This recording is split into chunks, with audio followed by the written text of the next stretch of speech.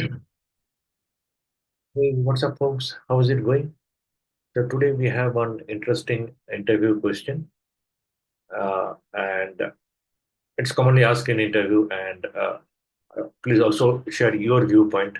Like, how would you answer this question? Like, how would you set up Terraform with CI/CD from scratch in your company, and what best practices would you follow?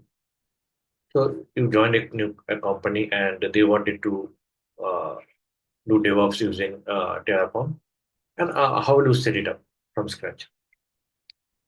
So let's take one example here that I'm going to set up AWS infrastructure using Terraform and GitLab CI/CD. It can be any CI/CD, Jenkins, etc. But overall, a high-level process will be same.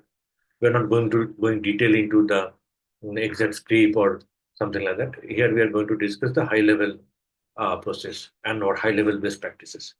So first, what I will do that I will set up infrastructure, right?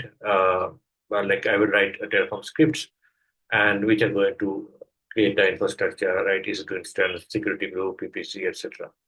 So that's the first step. And once I did that, then like some of the best practices I will follow here, I have to organize them into separate folders, files, right? Variable.tf, provider.tf, main.tf, etc. And and I will try to use modularized code using Terraform modules. So I will be using modularized code. So this is the best practice I will follow. And Terraform directory, like because later I want to put in the git, like git ignore should be there to avoid exposing sensitive state files. One of the files I don't want to check into the git, so I will keep them in git ignore. And finally, I will validate my code using Terraform validate. So AWS GitLab account, Terraform, and all these things should be there on my system, and AWS CLI for Terraform to authenticate with AWS.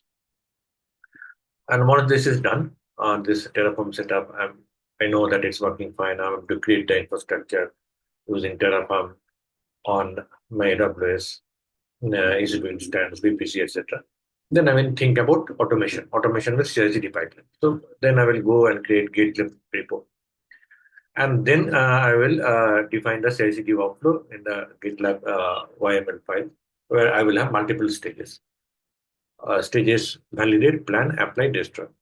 So in the validate, init and validation I will do.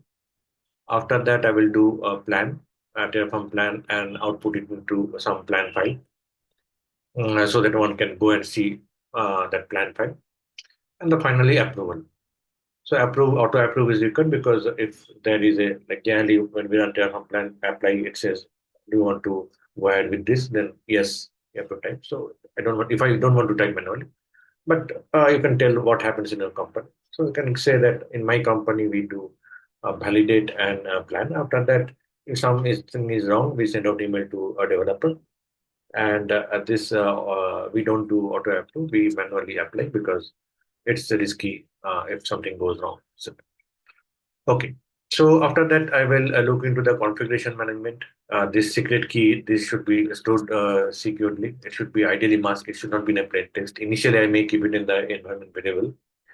But after that, when I get some time, I'll be looking into different options, secret management options. And also, IAM role also, I will have restricted IAM role. Suppose I'm creating only EC2 instance and S3 bucket and VPC, then I don't want to give access for database. Or if I'm handling only database, I don't want to give access to something else.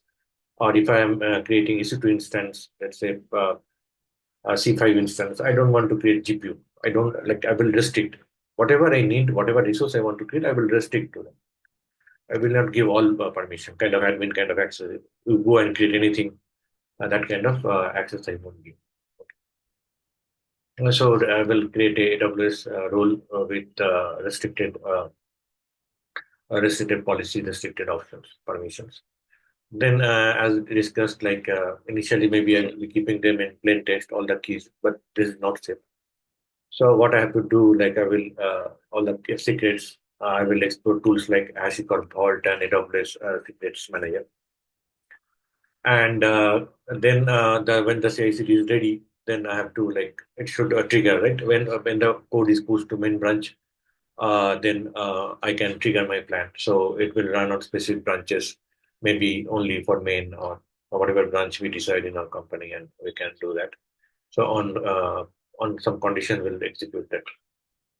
We'll discuss this later also. What are the other scenarios could be there?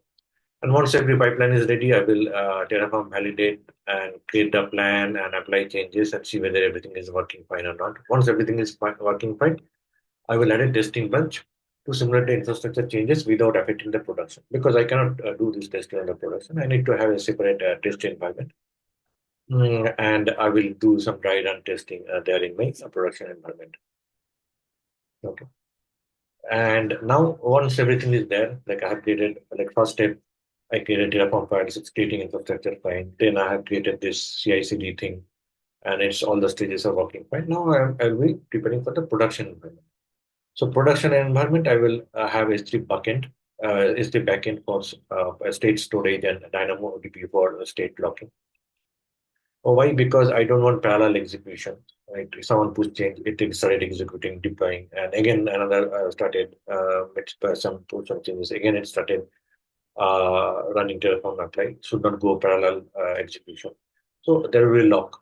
So if there is a lock, it won't run the Terraform apply.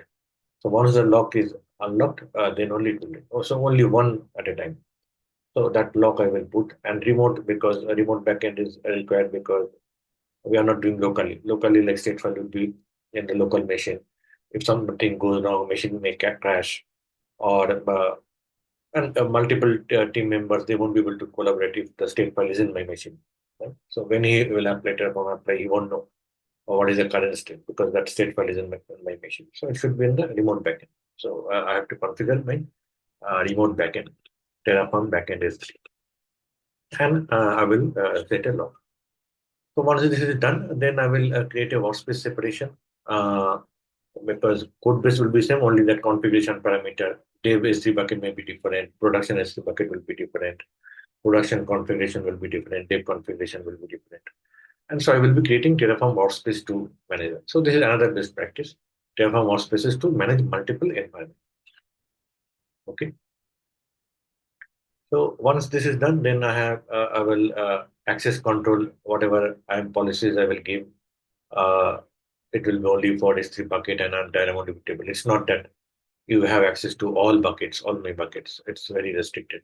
So wherever, whatever access will get, I will provide only that. After that, I will have to enable monitoring and login. I will also set up CloudTrail for auditing infrastructure changes. An additional security recommendation I can think of, like I will minimize permission as we discussed, like grant only minimum required permission for Terraform IAM role or user. Then I will enable MFA also multi-factor authentication for IAM users. Some code scanning like TIFF-lint, TerraScan to identify security and compliance issues in Terraform code. If I find time later, I will keep these things in my mind, and I will ensure that pipeline logs do not expose any sensitive credentials. So that also have to check that the pipeline logs are not exposing any sensitive data. A few of the important points about single repo, monorepo. So when to use single repo, single team ownership, small team, right? Single source of truth, simple workflow for centralized team. So in my company, I can say that I'm using this single repo, but in some big company, they have like distributed ownership. It's such a big company, they have maybe hundreds of S3 bucket, hundreds of incidents running. One team is managing only that logs, analytics, etc., S3 bucket, etc. So for them, we have a separate project. For these guys, we have a separate project. And then we can give granular access. These guys need only S3 bucket creation, etc. managing. So I will give them only that permission. These guys only creating C2, etc. So I will give them only this permission. So for distributed team, will go for multi repo. But currently in our company, we are using single repo. So you can say that what you in your company, what you are doing. If you are using multiple repo, you can explain further. And then decision factors for code management. Monorepo, single team ownership, a need for single source of truth, and simple workflow for centralized team. And when to use multiple repo, distributed team ownership, need for granular permission. Okay. And then I will also think about this tagging. Tagging is also important because I'm creating resource for production, day, taste, right? I need to know what is the cost of running my all the things on what is the testing cost, what is the development on the machine cost, what is the cost of the production. Production is the most important customer base, right? Then there may be multiple projects running, small projects, right? Way back and analytics. So I may want to know what is their cost, right? So I have to have some kind of tag. When I'm creating resource, I need to create the tags. So that is also another best practice. I will try to follow. I will follow definitely. And so let's discuss what we discussed so far. So pipeline approach for CI/CD. So three stage pipeline: validate, run Terraform, validate, TF-net, etc. Then plan and finally apply. An automation guideline, some company will do like stage one and stage two, validate and plan, will try to automate. And stage three require human approval. Okay. Because this infrastructure will get created and all this, maybe they don't want to do and so some kind of accountability you want to set. So it needs some for safety purpose, some human approval and accountability is required. And I will try to avoid parallel runs using S3 bucket, S3 bucket backend and DynamoDB locked in. And a pull request process and plan handling. Pull request workflow also I can set up like changes are reviewed and approved before merging. So any changes developer push and there will be pull request. So that changes will be reviewed by someone and then it will be merged.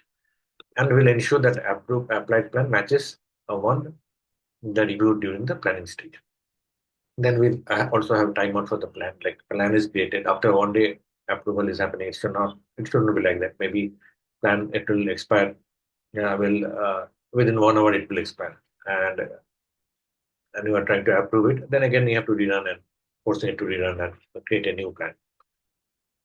State management we discussed about this S3 bucket, S3 backend and Terraform cloud also we can have. And handling multiple folders is one option. Separate pipelines or two separations. If you go for unified root model approach, so main.tf file we can keep in the root modules or folders together to maintain a single pipeline. You also need to think about error recovery condition. What will happen if that failure happens? Right? What are the best practices I will follow? This interview question I have discussed in another video. You can go and watch that. So some best practices I will also implement for error recovery. If apply fails or plan fails, what should we do? Yes.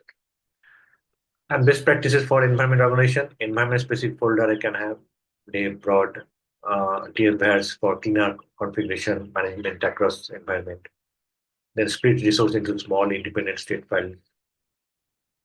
And some of the tools for CI/CD, Terraform Cloud, I can use Spacelift or Atlantis. There are things I can go for, I can evaluate. Okay. So let's discuss the question. This question, which I posted on my DevOps challenge page, LinkedIn page. Every day I post a daily quiz, and I also organize contests. So you guys can go and take participate. Follow my WhatsApp channel and LinkedIn page. Also subscribe. Please subscribe to this YouTube channel. Okay. Let's come to this question. Which of the following is not a recommended best practices for Terraform CI/CD? Or organizing Terraform code into modules. Prefer using IAM roles with limited permission, using remote state backend for production environment, validating Terraform code before applying, enabling tag for resource tracking monitoring, defining AWS access keys in Terraform variable file. So we are accessing like in the source file in the configuration file. We put it in plain text. It is exposed to everyone. So we don't want to do that. We want to keep it in. We want to explore this HashiCorp vault or AWS shifted key management. Right? But we don't want to keep it in the plain text file. So this is not the best practice, right? So I will just highlight this. So that's it for today. Please like it, share it, and please follow my YouTube channel and also LinkedIn page and WhatsApp channel. And thank you for watching this video.